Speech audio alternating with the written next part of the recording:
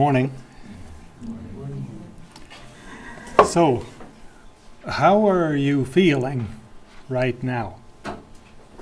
Could you, just in your own mind, identify one or two emotions? I feel nervous, and in some ways I feel intimidated.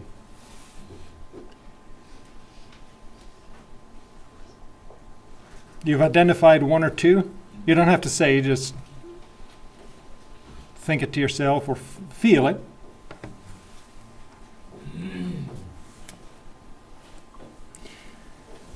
Emotions can be pleasant.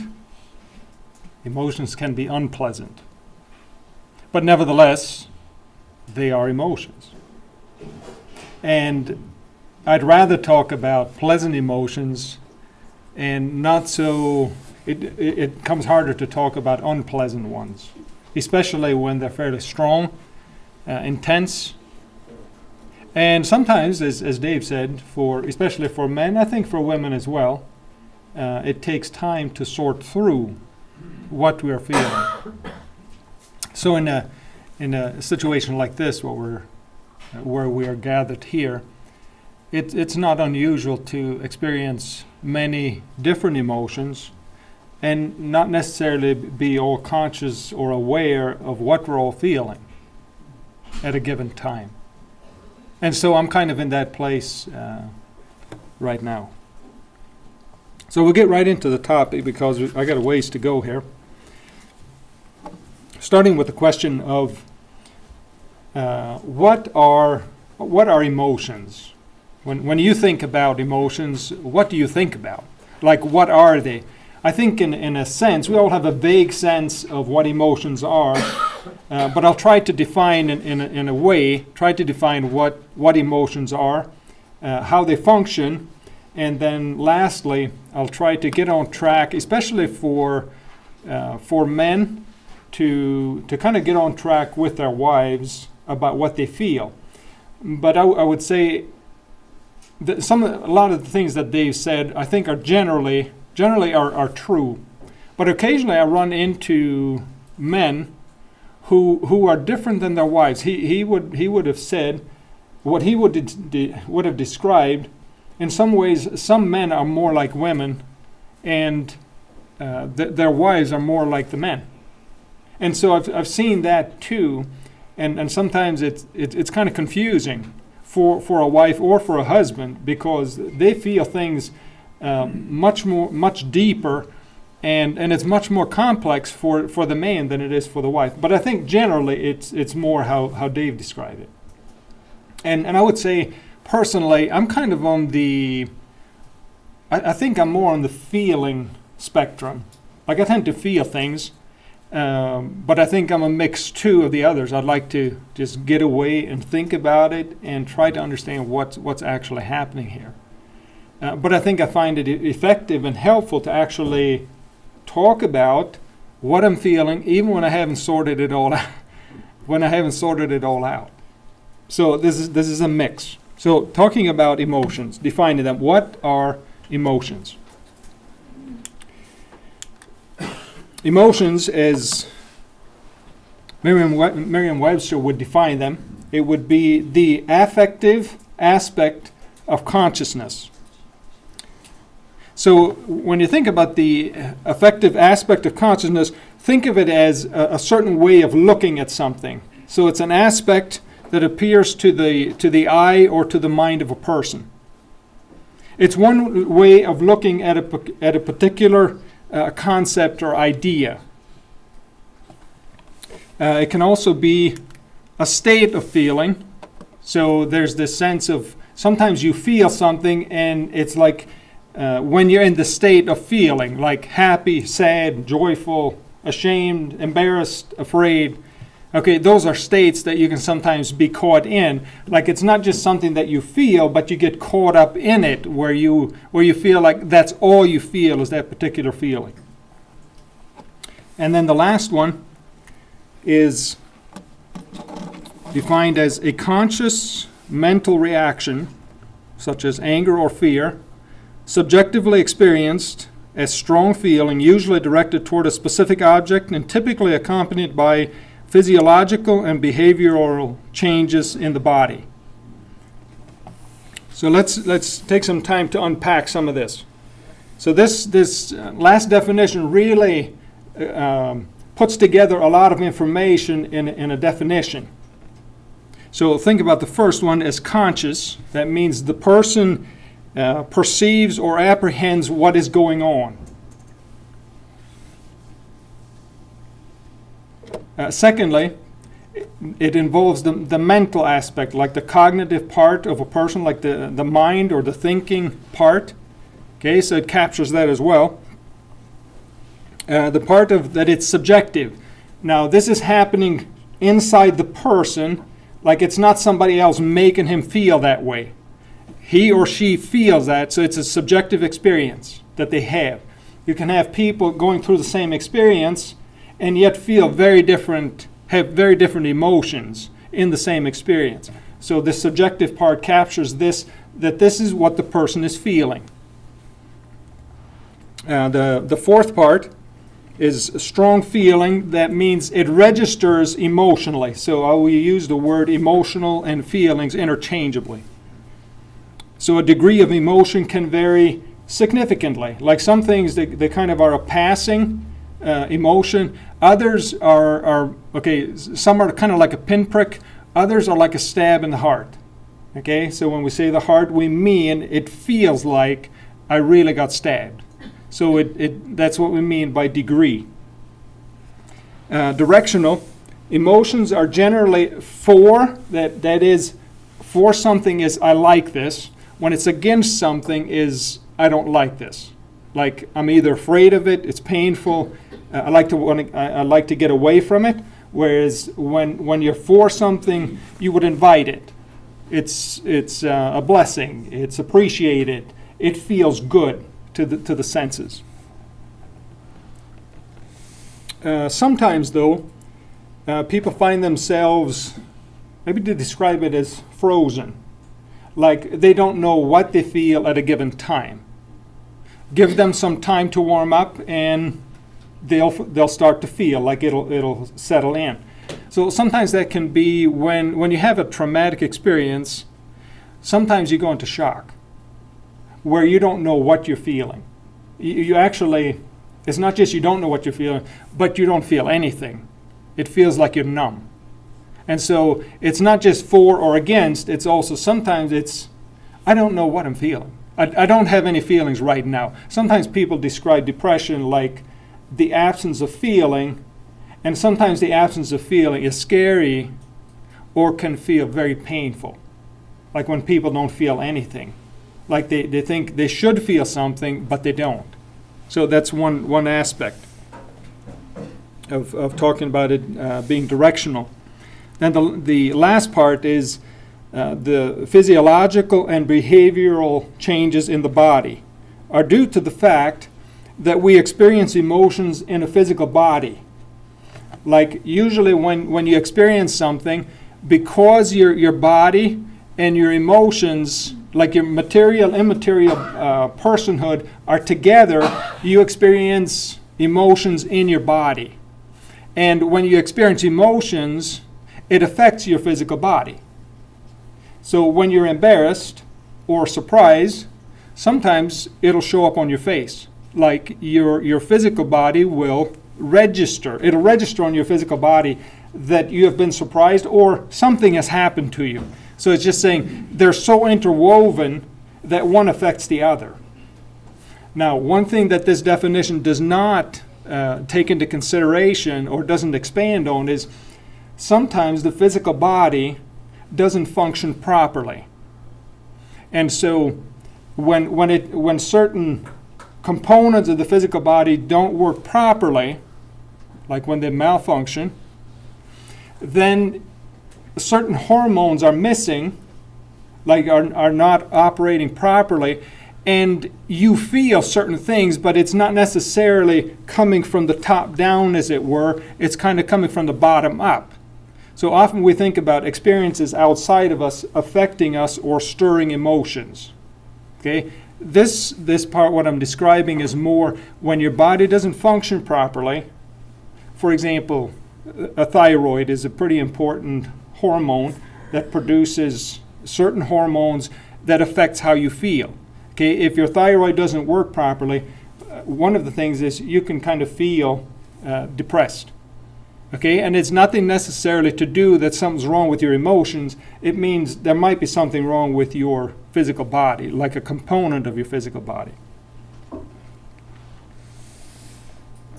Another one that can affect where you feel the effect or see the effect on the physical body is, for example, when you get angry, okay, it may show up in your face. You may get red. There's an increase in the heart rate, in your breathing. Okay, those are effects where your body and your emotions are tied together. They're interwoven.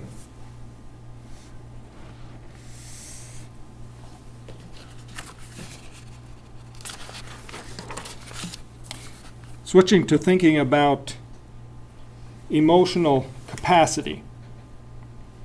Humans and emotions. What gives man or women, when I say man, I mean as a human being, so it's generic for men and women. So what gives man the ability to experience emotions? Well, emotions are one aspect of being created in the image of God. Man is made in the image of God based on Genesis 1:26 and 27. God experiences emotions. For example, in Genesis 6:6, it reads like this. This is in the context of just before God said he was going to destroy the earth because of the wickedness that was in the earth. It reads like this.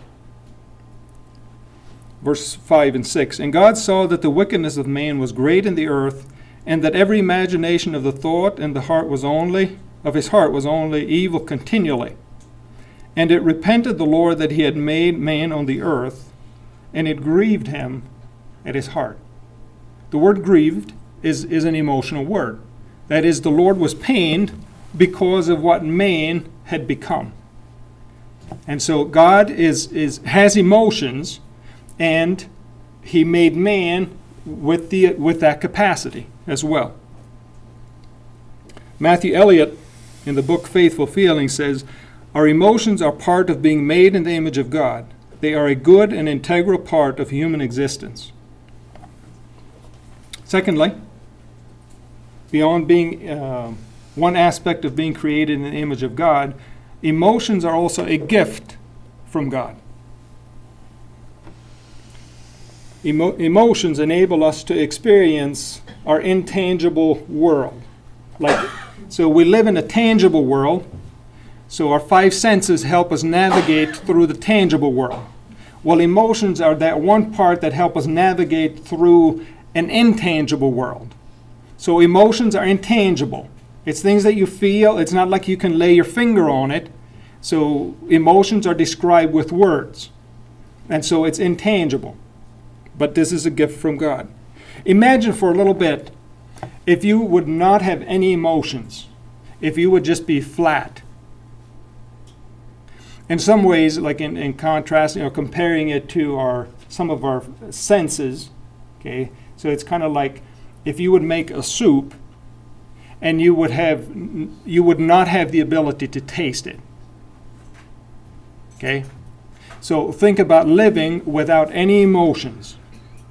Like nothing affects you. You're not touched by anything. You're not happy about anything. You're not sad about anything. You're just flat. You never feel anything. Now, like I said, we tend to like the pleasant emotions. We tend to shy away from unpleasant ones. But I'm saying, being created in the image of God, we have both. We have the ability to have both pleasant and unpleasant emotions.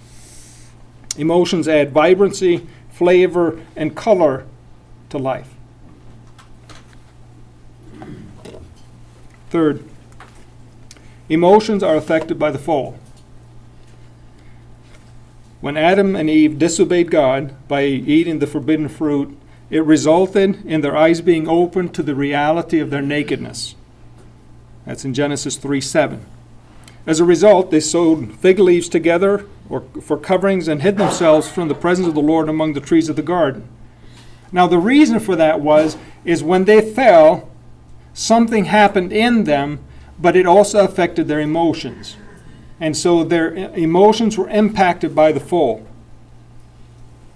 Adam, and likely Eve as well, experienced fear and shame as a result of having their eyes open to the reality of their nakedness, which before didn't bother them. You realize they were naked all along, but after the fall, they became aware of their nakedness. Like they had a dimension to seeing that they did not have before. And they saw like something had significantly changed in them and about them. And it had to do with how they felt. So before that, they had not felt shame, they had not felt fear or guilt or anything like that. But in the fall, that changed and it was affected. But it doesn't take away the fact that people have emotions. It's just that they were affected by the fall.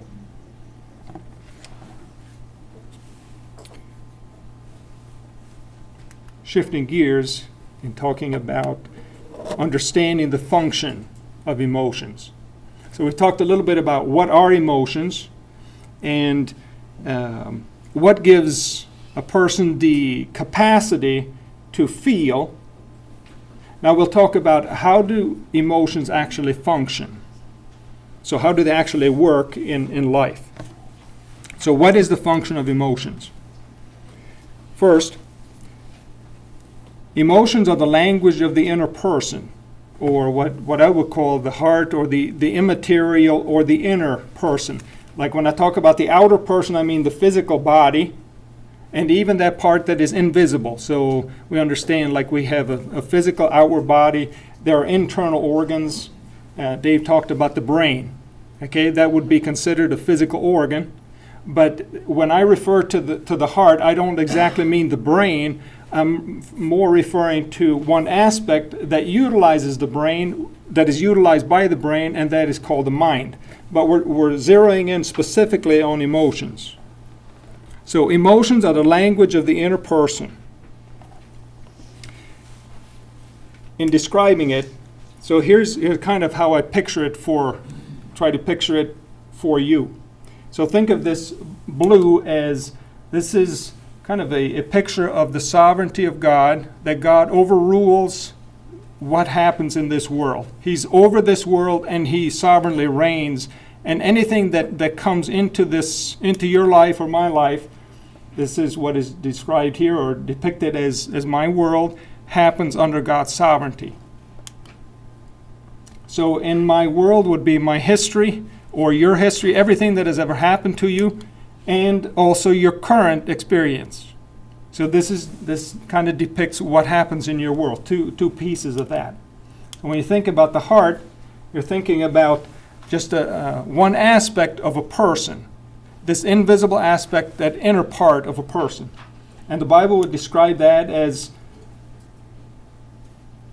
the source of our thoughts, our emotions, our desires, our plans, our motives.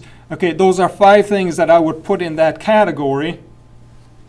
But there are more. We could put more in there, but I've chosen to just use those 5.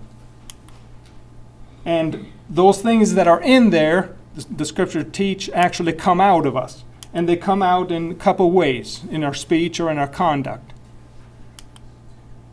Okay, we see that the sovereign God rules over the affairs of our life. And so the things that come into my world have been arranged, designed, allowed by Him. The things that happen in my world affect, or in this case we would say stir, our emotions. They stir our thoughts, our emotions, our desires, our plans, our motives, but we're going to focus in specifically on the emotions. And what is inside of us will find expression.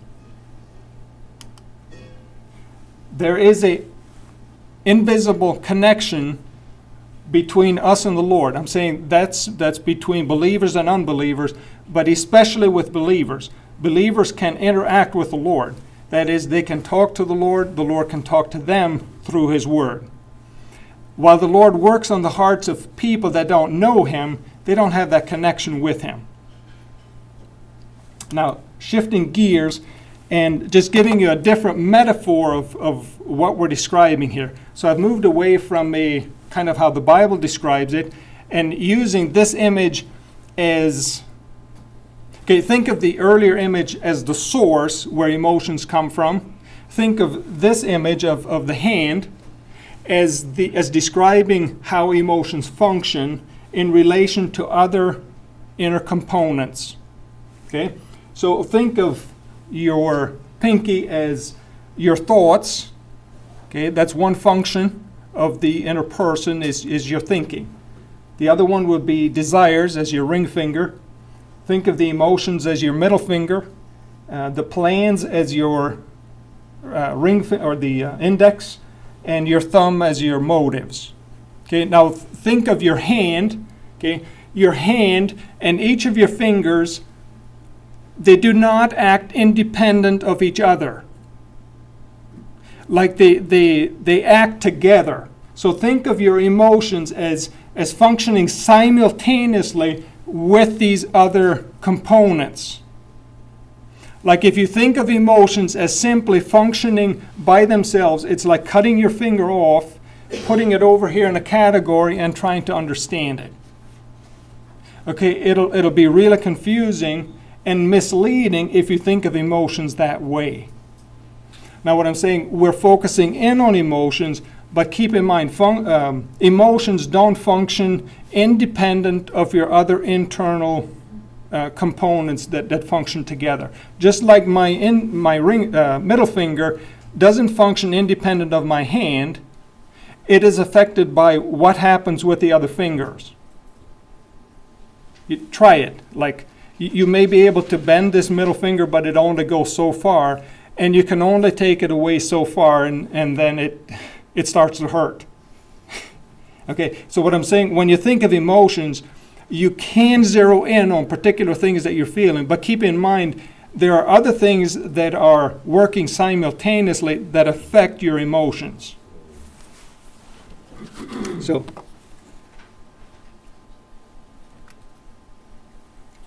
So emotions are, and there's four, when we think about emotions, how they function, think of four things.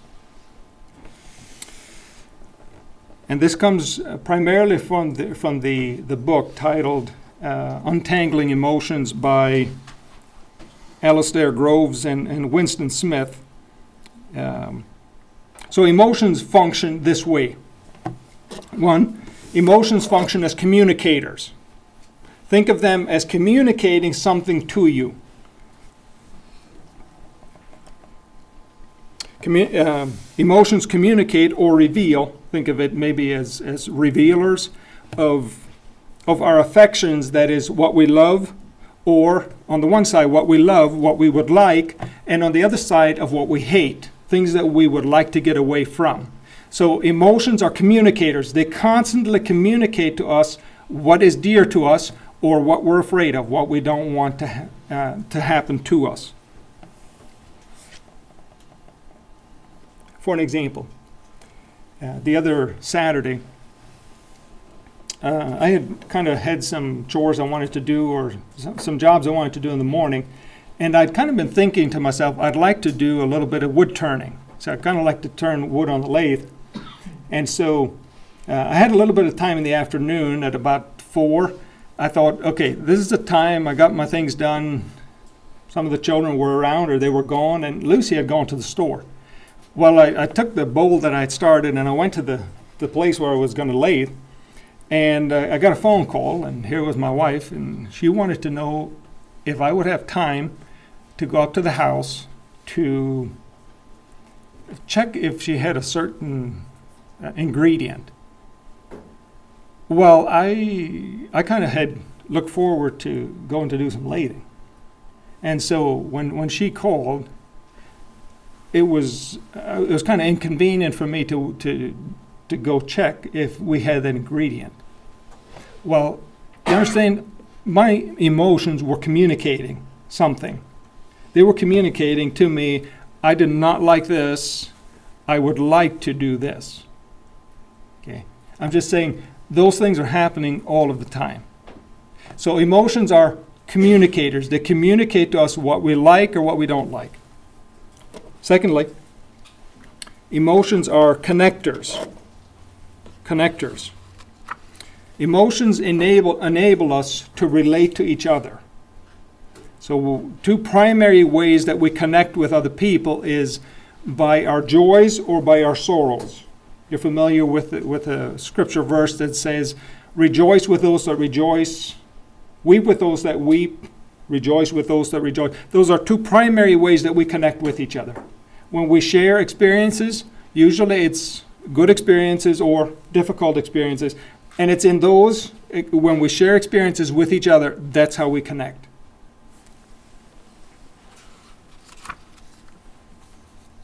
The process of sharing and caring for one another in the joys and sorrows of life develop and strengthen emotional bonds. So a husband and wife that regularly shares and cares for each other in the joys and sorrows of life constantly create new bonds and strengthen old ones. Thirdly, point C, emotions are motivators. Motivators. Emotions energize us to meaningful or purposeful action. A couple of years ago, at about 6 in the morning, my son and I went hunting. And we had about 10 minutes to the place where we were going to hunt. And on the way there, we was driving along, and I think it had snowed. And so it was still dark, and it was about, I'm not sure, maybe 25, 24 degrees.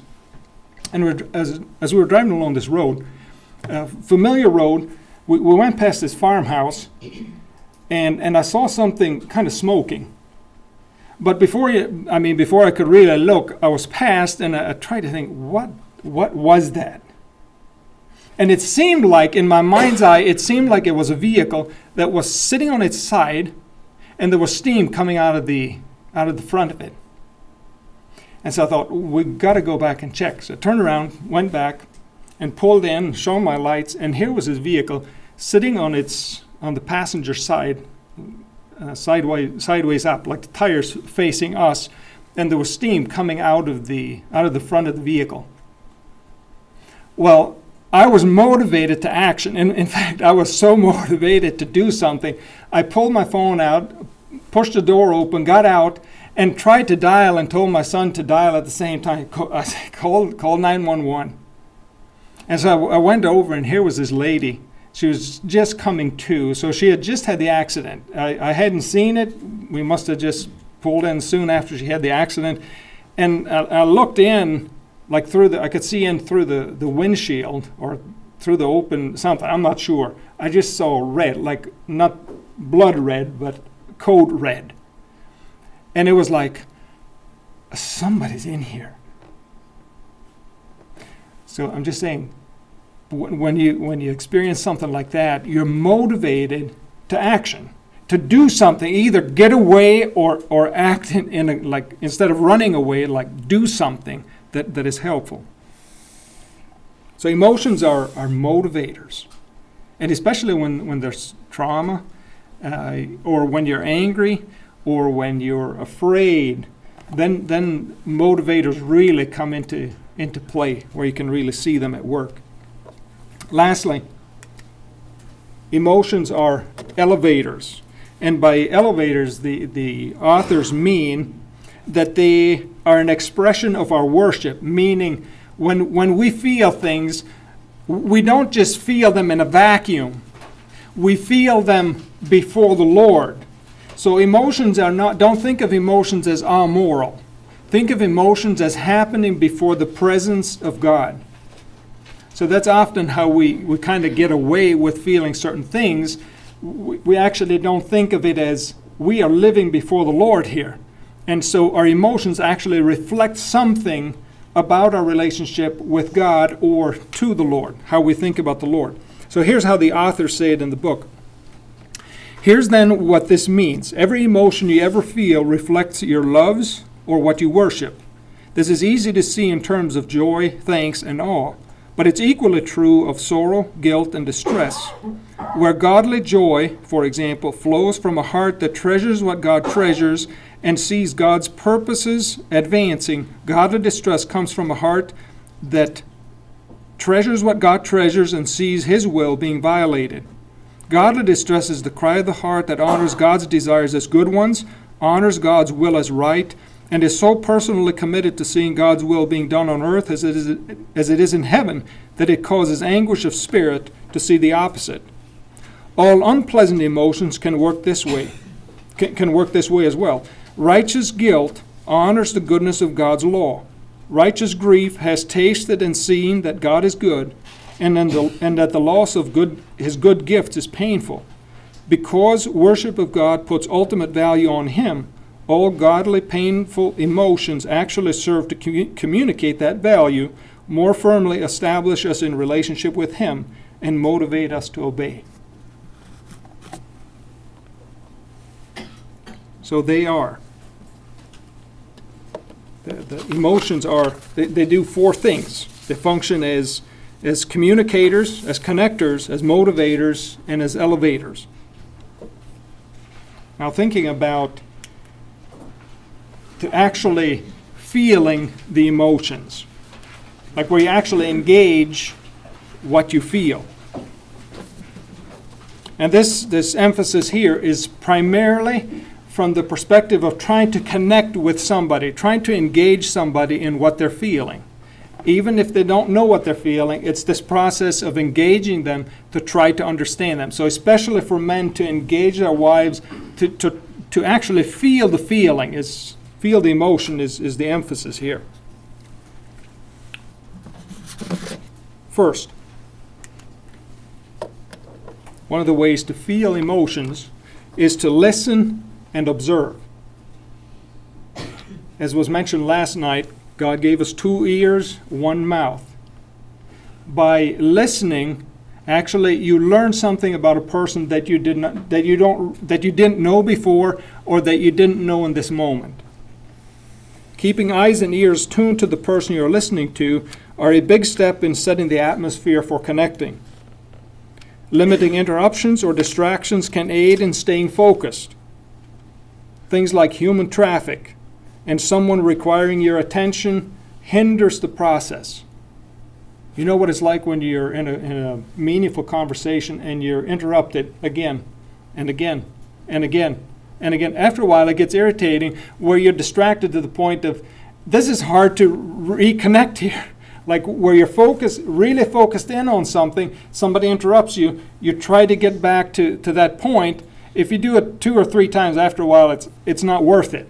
So I'm saying when you limit some of those things, you can actually make it easier for yourself to engage. So ringing or beeping or buzzing phones can be serious distractors when you're trying to engage with somebody. When you listen for emotive words like I feel, I don't know what to do. Like even when your wife says, I don't know what to do, there's something coming through. There's emotions coming through with that. How will I get all this done? Till I'm afraid. Listen, but observe. Observe too. You can do 2 things at the same time. Like you can multitask to a degree. So you can listen and you can observe.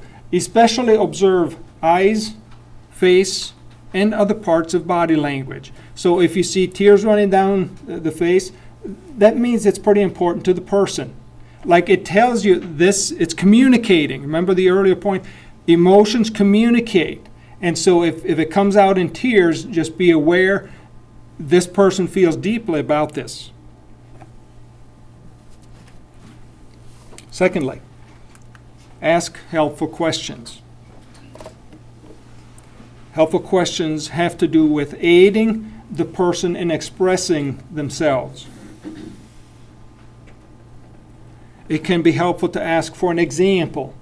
When your wife is trying to describe something to you, what they're experiencing, what they're feeling, it can be helpful to ask for, can you give me an example? Not to try to manipulate them or not try to correct them, but it should aid you in helping you understand your spouse. So ask for example, ask for an illustration, ask them to explain what they mean. Asking helpful questions can help you stay engaged. One way that my wife knows that I'm no longer engaged is when we're laying in bed and she feels my hand twitch. You know what happens when you fall asleep? At least when I fall asleep, my hand just has an involuntary twitch.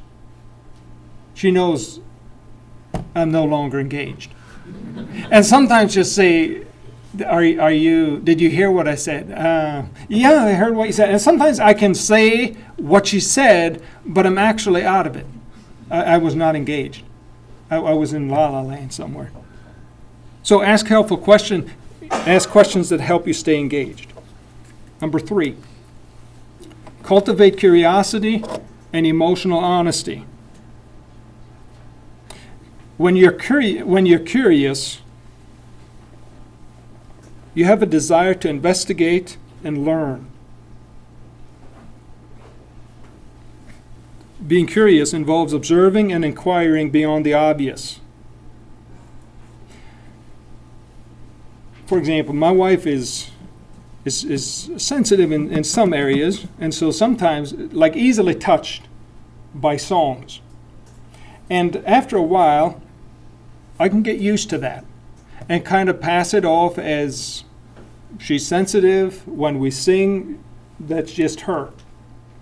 But curiosity has to do with taking the time to actually ask her, what was it about that song that touched you?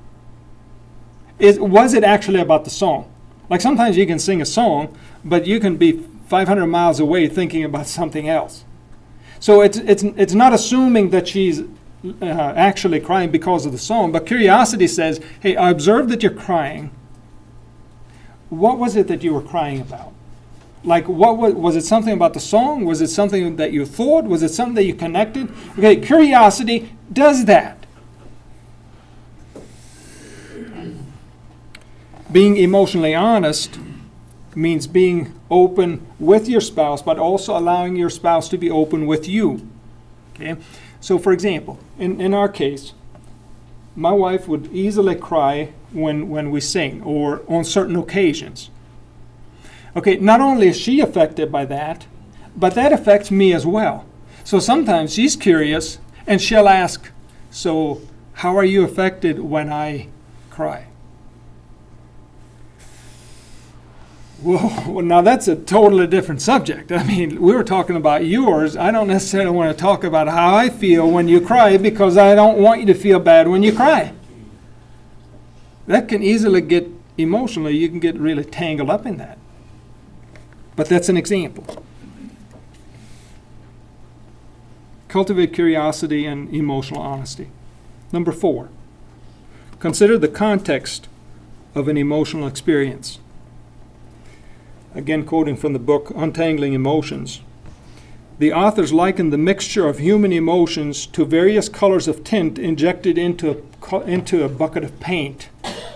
Okay, you can kind of picture that.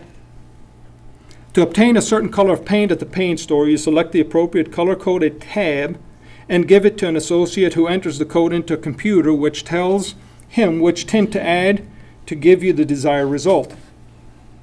The amount of tint added to the mixture affect the color of the paint.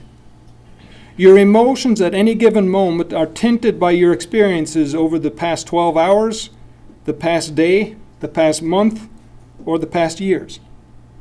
For example, you feel angry toward your wife today because she was late serving breakfast, but you're also angry because she was late getting out of bed, and the children were late getting to the barn to help with the chores, and it still rings in your head how your dad ranted, "You will never get ahead because you're always late." You see how each of those experiences kind of inject a certain tint into that paint.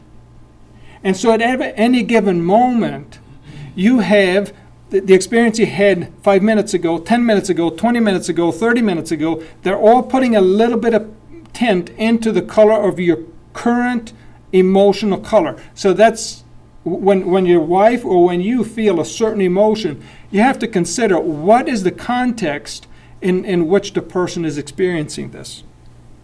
Two contexts to consider. Consider the horizontal context. So the horizontal context just means, like horizon, what is happening in the person's world. So for example, if I observe my wife crying, I would observe what is happening right here, right now. So it has to do with a song. It has to do, like where she's singing the song, who's around when she's singing the song, and what is the song really about. Okay, that has to do with the horizontal context. Situations that involve people, places, and events influence or color the current shade of your emotions. So, for example, when I was putting this together, I was trying to give an example. So, here's what I was feeling. I feel tense, stressed, and somewhat uneasy. My hands are shaking, and I feel a stiffness in my neck. Okay, so this is about a week ago, 2 weeks ago. So who are the people that I'm around? This is horizontally what is happening. I'm with our 16-year-old son and Dave Snyder. Okay, I did not talk with Dave about what he said, the story he told. Now this is from my perspective, same experience. But we didn't collaborate about this. So I'm with our 16-year-old son and Dave Snyder. Where are we? The places. We're at a retreat center about 3 miles from DLM. And what is the event? I'm going to cut down an 80-foot tall oak tree. So why do you think I'm kind of tense and I have this kind of a stiffness in my neck? Like, what's happening? Well, consider the bigger context. Approximately 10 years ago, I cut down an 80-foot oak tree, and it fell in the wrong direction. It took out several full-grown pine trees, and the top of the oak landed about 20 feet from my neighbor's house. 5 years ago, I cut down a tree, and I got the bar pinched, and the tree fell and bent the bar. 4 months ago, in the process of cutting down another tree, the bar got stuck again. When the tree fell, it bent the bar and partially landed on my chainsaw. Even my wife gets nervous when I mention cutting down a tree. Like, do you understand how each of those experiences kind of put some tint into that bucket of paint of my emotional experience at the point? That's the horizontal aspect. Think about the vertical context. Like, in a given context, there is the things that are happening around you, but there's also the vertical aspect. That has to do with, in this moment, where is the Lord? Like, you understand how emotionally we can be so taken up with something that we see everything this way, but we actually don't see vertically what is happening.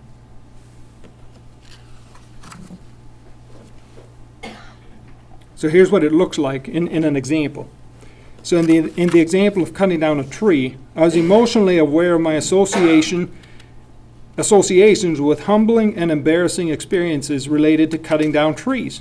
I didn't want to give our 16-year-old another example of how not to cut down a tree. I told Dave I could cut down a tree and didn't want to look like an amateur in his eyes.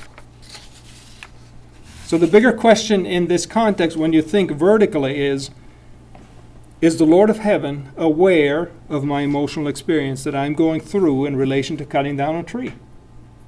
You bet he is.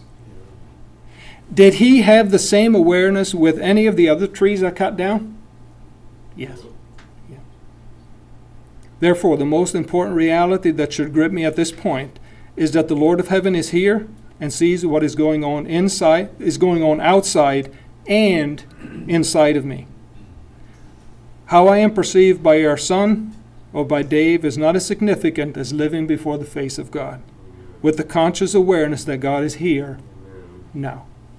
Now, it doesn't mean that you don't have emotions. It just means you have to be honest emotionally what's going on around you and what's happening this way. So it's easy when you're in difficult experiences or in stressful experiences to see everything going on around you but not seeing the face of God. That I'm living before the face of God here. If you only see the horizontal perspective as you listen, you likely will connect with your spouse, which is valuable. So there's good things that you can do. You likely will connect.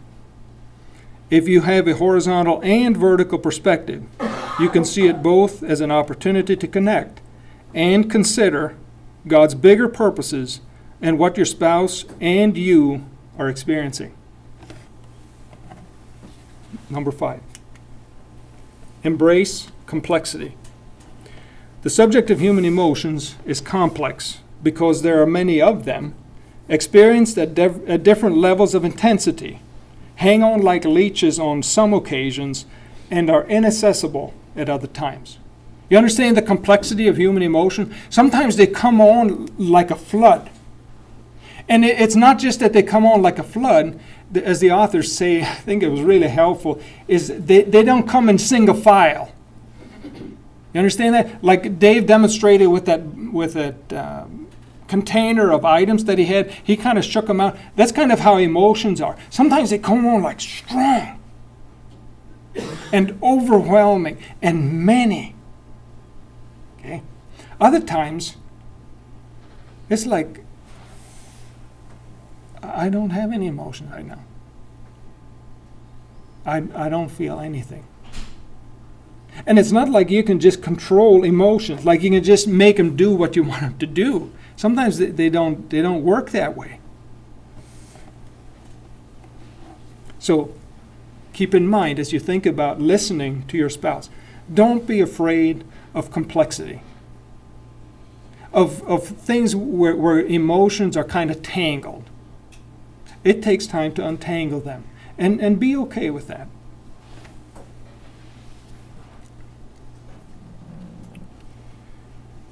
Soon after we moved to Ohio, I went into a Meijer store, and I was walking through the store. I'm not sure what I was doing there. Anyway, I walked through the store, and all of a sudden, I had something come over me. It felt like a fainting spell. And as I was walking along, I had this strong urge to just go over to the edge of an aisle, like a shelf, and just kind of lay down there for a while.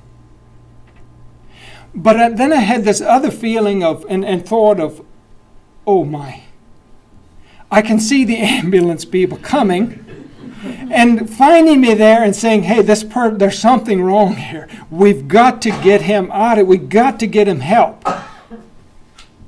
It was a complex experience. I was telling myself, no, Ben, you got to keep walking. You got to keep walking. You got to keep walking. Because you don't want to lay down there. You don't want to be found there. Okay, sometimes emotions are like that. They're very complex. Like experiences can be really tangled. Don't be afraid of things like that. Number 6, affirm and caution. By affirm, I mean affirm emotions that are appropriate for the occasion. Some emotions we're comfortable with, others we're not. Here are some of the ones that we're not comfortable with. We're often not comfortable with anger. But I'd like to suggest that anger is sometimes appropriate. Sometimes in given situations, if you're not angry, something is wrong with you emotionally. So I'm saying sometimes it's appropriate to be angry. Other times it may not be appropriate. Sometimes it's appropriate to be angry, but you better watch what you do when you're angry. So I'm saying to be able to affirm emotions is to say, when your spouse says something to you or shares something with you, to be able to distinguish between things like that and say, I think you should feel angry. I think you should feel sad. I don't think you need to apologize for being upset. I think it's appropriate. So that's affirming. On the other side, it's appropriate to say, I think we need to talk more about this, or to caution certain emotions. Like certain emotions can be dangerous, especially when they get out of hand. So, affirm and caution. And lastly, look up. By looking up, I simply mean the Lord of heaven understands human emotions. The principle of looking up means there is hope for a married couple to connect with each other, even when your emotions feel out of hand or feel like there's a bundle of them and they're all tangled. There may be times when you lack hope, where your spouse's emotions are like a freight train or like a blaring horn, loud, intense, and overbearing. Especially in times like that, when they're loud or intense and dominate you, look up and talk to God about what you're feeling or what you're not feeling. He understands how you feel. He understands when you lack feeling. He understands human emotions. Even if your spouse doesn't, even if you yourself don't. Often it takes time to understand how we feel. Recall that emotions function as communicators of what you value or what you love. They help us relate or connect us to each other. They motivate us and they elevate us to God. They ultimately reveal what we love more than anything else. Colossians 3, verse 2 say, set your affection on things above. When we love the things that God loves, it helps us feel the things that He feels, to love the things that He loves, and to hate the things that He hates. Men and women are created in the image of God. Men and women are equal in creation and equal in redemption. Men and women are similar in some ways and different in other ways. Both men and women are created with emotions. Both can cry and laugh, feel lonely and depressed, be joyful and happy. Women tend to be more attuned, aware, or responsive emotionally. Therefore, men, by cultivating emotional awareness and listening to our spouse's emotions, we can learn to feel the emotions and be bound to each other with cords that are inseparable. Thank you for your time.